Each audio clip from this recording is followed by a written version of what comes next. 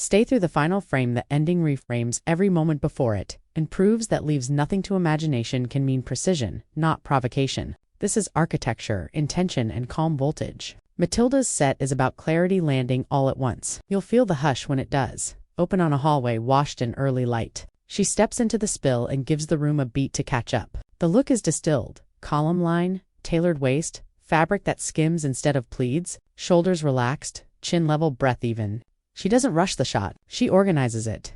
When the eye can travel north-south without interruption, presence reads larger than the room. Cut to studio neutral matte wall, seamless floor, a diagonal band of shadow. She turns about 30 degrees, so illumination moves across instead of hitting flat. Highlights, polish, shadows carved, structure appears. Weight sits mostly on the back leg, front knees soft, spine long, hands get jobs, one at the seam, one resting lightly at the waist to keep fidget from stealing focus. Micro choices, major difference. Backstage, the temperature drops 2 degrees in the best way. Matilda adjusts a cuff, shares a fast aside with the stylist, and the crew exhales. The frame that sticks often lives right after the pose dissolves. A half laugh. Shoulders lowered a fraction, fabric settling honest. Perfection doesn't anchor a picture, poise does. The lens knows the difference. Color enters deliberately. Ink to anchor.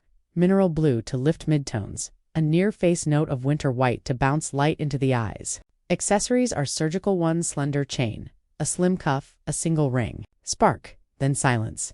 Editing with restraint is the loudest whisper. It carries across a feed. We move to texture. Raw canvas, a low cube, a single blade of light crossing the floor. Matilda plants through the ball of one foot and lifts through the crown like there's usable air above her head. Geometry without stiffness. The curve at the waist reads architectural, not aggressive. The hem knows when to stop. She counts a silent one. Lets gravity settle the garment. And the silhouette lands like punctuation in the right place. Close up, minimal finish.